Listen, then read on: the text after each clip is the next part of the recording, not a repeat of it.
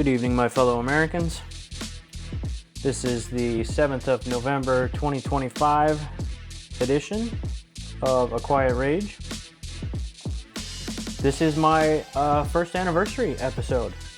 This marks 1 year of doing this little thing that I do.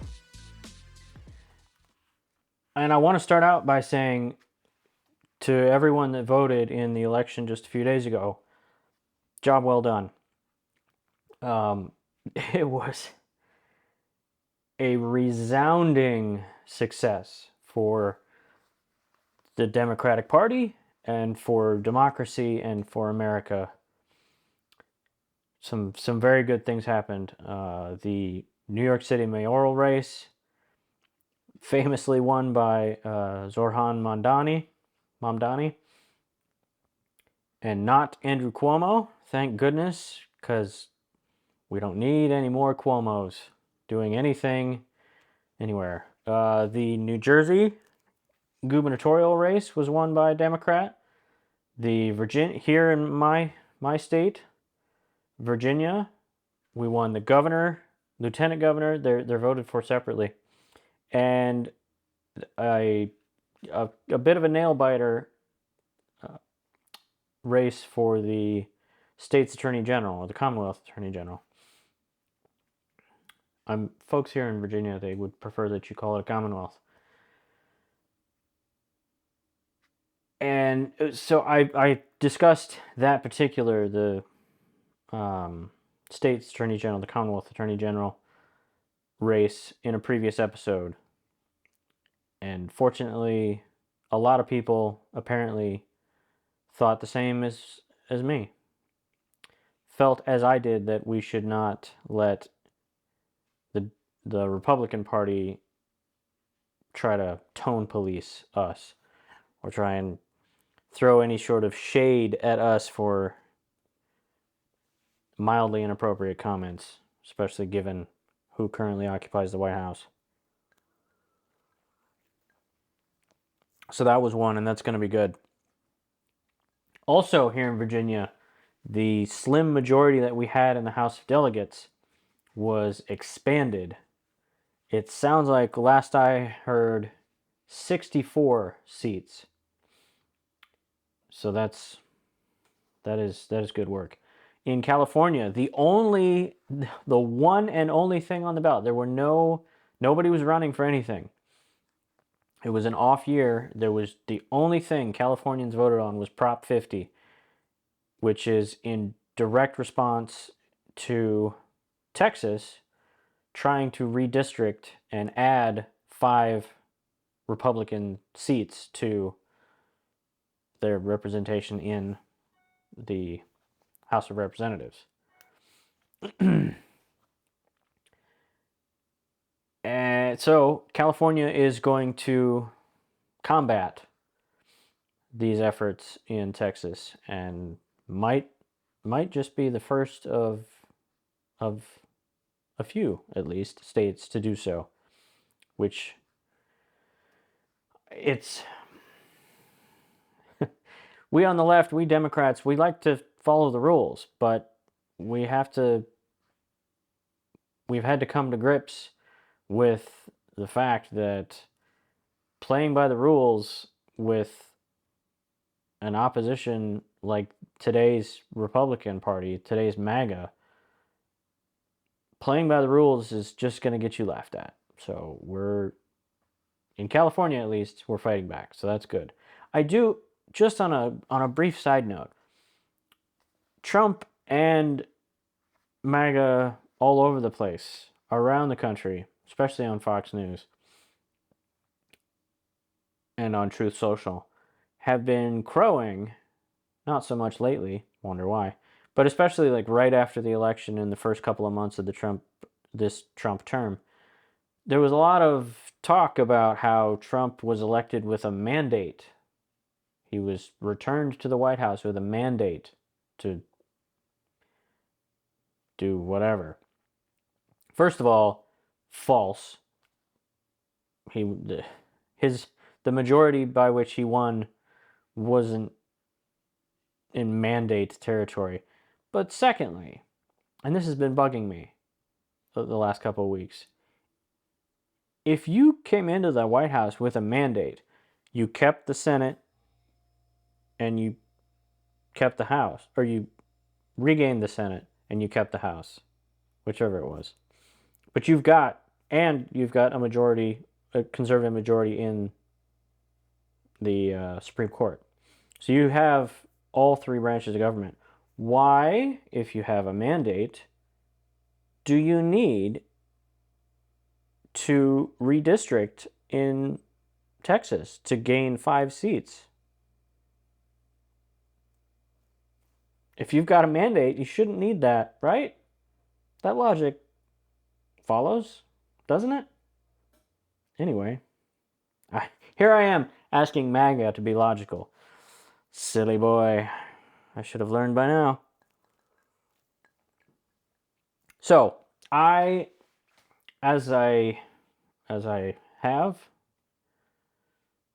recently made a habit of watching the news coverage of election night returns as they come in, and it was pretty much a foregone conclusion here in Virginia that Abigail Spanberger was going to win the governorship. And it was pretty certain that the lieutenant governor was pretty well sewn up as well. Like I said, the Commonwealth Attorney General, that was a little more in question. And it was in the first hour, I want to say, of election night coverage. Just in the first hour after the polls closed here in Virginia, which was at 7 p.m.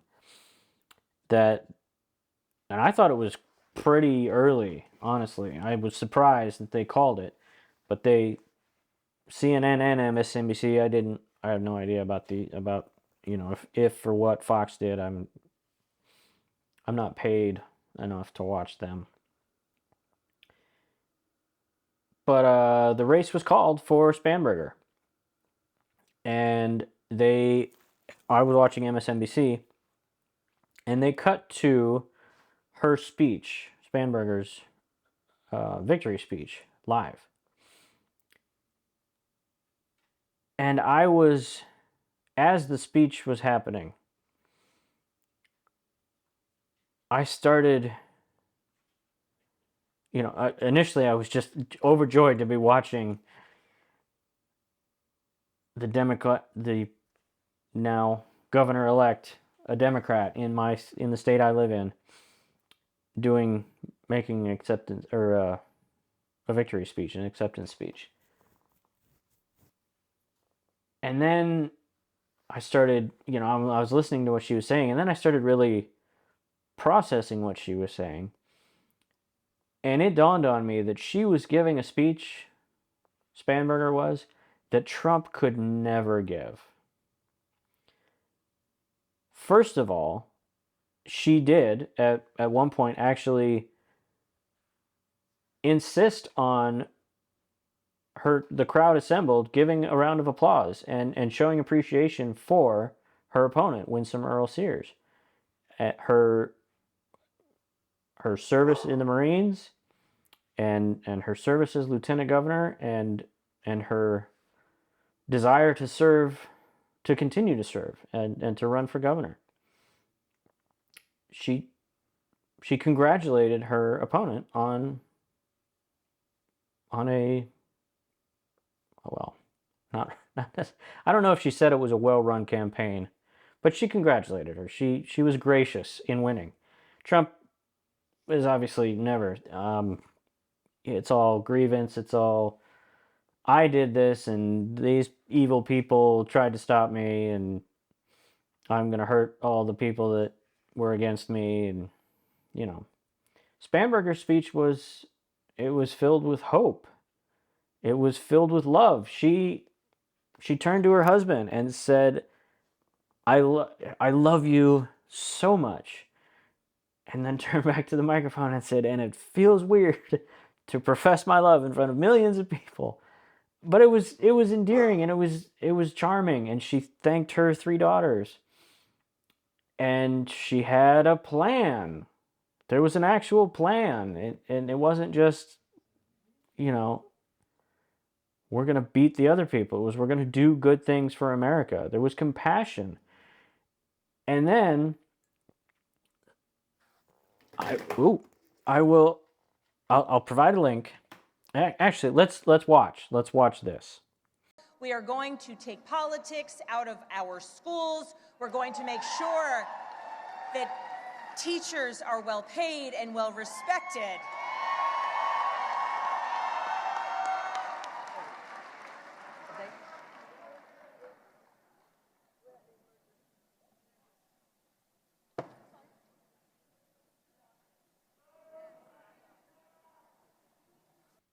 So there you see, right in the middle of her speech, somebody behind Abigail is having a medical episode of something. I don't know if they fainted or what, something.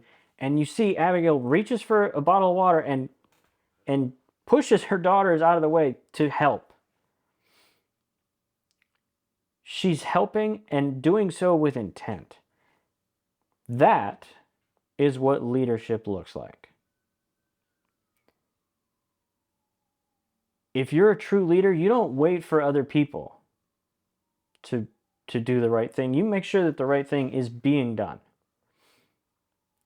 She reached for the first thing she could, a bottle of water, to try and assist this person. And she doesn't continue speaking until she gets the thumbs up from people helping this person off the stage.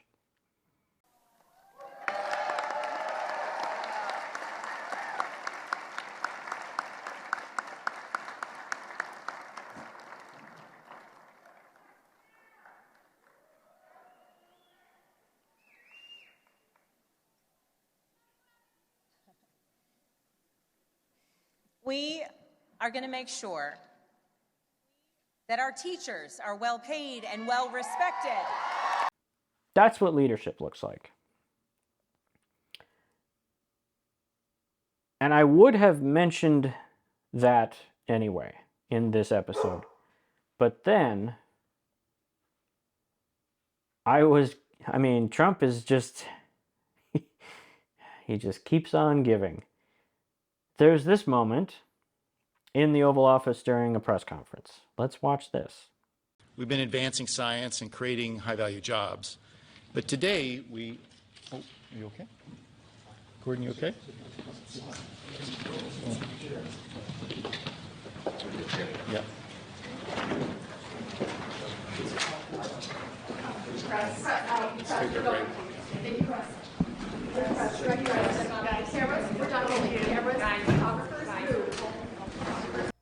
So the guy, he faints, almost, stumbles, falls forward. They catch him. They get him down. And Trump. Then there's this great picture of Trump just standing there, as the press secretary and his staff and Secret Service are trying to usher the press out of the room. Which, fine, totally understandable. Somebody's having a medical episode. We don't need that live streamed, right? But somebody got this, and this, it's already a meme. And then, because there's always a comparison. Somebody found a speech that Obama was giving outside the White House shortly after the passage of the Affordable Care Act, also known as Obamacare. It had been, he's talking about there were problems with the website, and yes, we understand that. We're going to get those problems fixed.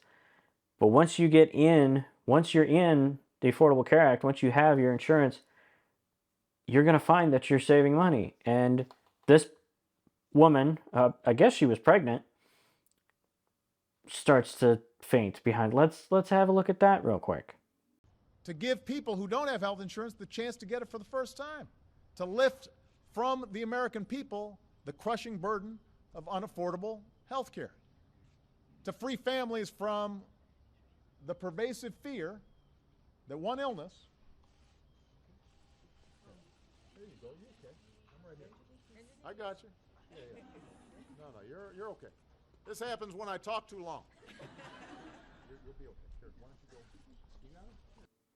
So, two things that Obama does. Again, he helps with intent. He makes sure that this person is going to be okay with his own hand. And then he makes the joke. He clowns himself because everybody's staring at this lady like, what is wrong with you?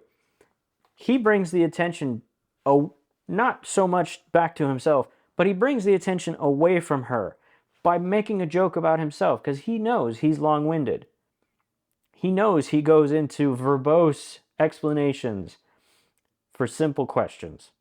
He knows that about himself. So he makes the joke to take the attention off of her. That's leadership. That's compassion. That's empathy. And man, I wish we had it in the White House, but at least we're going to have it in Richmond. And that makes me happy. So, in preparation for this episode, I went back, because this is my 1-year anniversary. I went back and I watched that first episode. I wanted to see what I had said. First of all, you don't have to go back and watch it. You can if you want. My mustache was scary, and my desk was a mess. So I fixed those two things. But the one thing that I knew that I had said that I remembered saying that I wanted to discuss in this episode is in that episode, just a few days after the election of Donald Trump, President Trump, our president, to a second term, my final message in that episode was that it's okay to grieve what has just happened, because we, the country, lost. We lost bad. And we knew things were going to be bad, and they are. They certainly are. We were right about that. Trump never fails to surprise us in the ways that he's going to be awful and mess things up. But my message was as a coach that yeah, we lost bad, and you should feel bad about that. I mean, it's okay to feel pain and fear, but to sit in those negative emotions is not healthy. And I said, we've got a week. And on Wednesday of the next week, we needed to wake up either with a plan already in mind or wake up and start making a plan.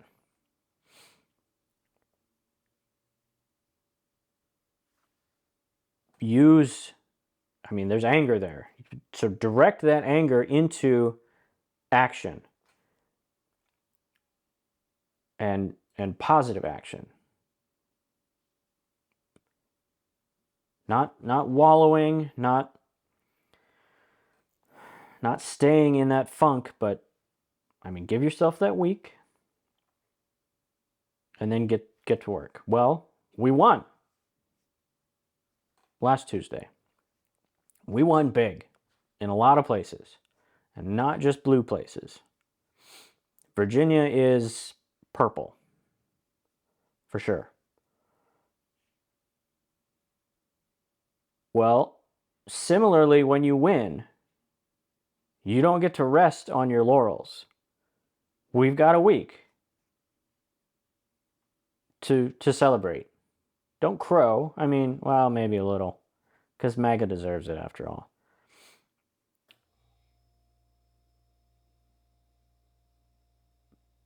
But come next week, come Wednesday morning of next week, 7 days after this election, when you wake up, you need to be ready to get back to work. We're not done. We've got midterm. This was just the off-year elections. We've got midterm elections next November. So there's work yet to be done. And you don't have to work every day. You don't have to put it in. You don't have to have your nose to the grindstone every day. But somebody does. So we need a lot of people. I've said it before. I'll keep saying it. Trump and MAGA have done and will continue to do damage to this country, to the institutions, to our standing around the world. Damage has been and will continue to be done. And when he leaves office, however it is he leaves office,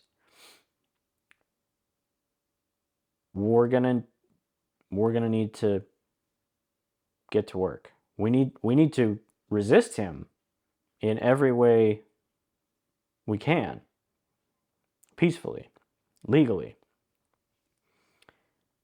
until he leaves office. But then, when he leaves, we're gonna have work to do, and we're gonna need a lot of hands to do it. So enjoy this. Bask in the victory of this election cycle. But come next week, you better be ready, because we got more work to do.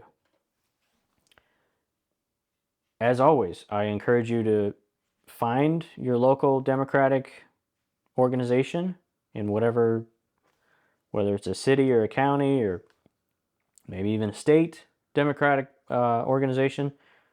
Find and join and go to meetings and pay your dues. That's and find the candidate. We're going to have some primaries coming up. Learn about your candidates. Teach other people about the candidates.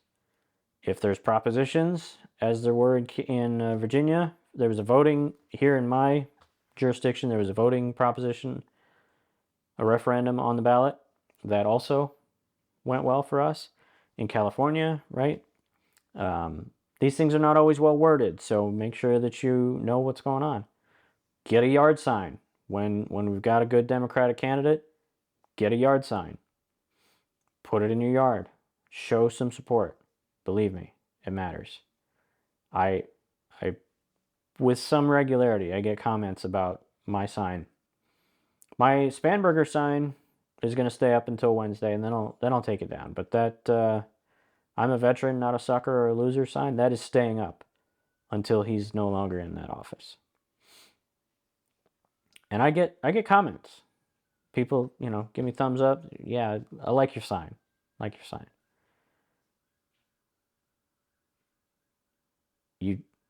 You don't know the good you're going to do somebody seeing that sign in your yard. So, if, like me, you are overjoyed by the victories that we achieved in this election cycle, but you understand that we have more work to do, then keep your powder dry and keep your quiet rage. Good night, my fellow Americans, and here's to the Republic. Long may she stand.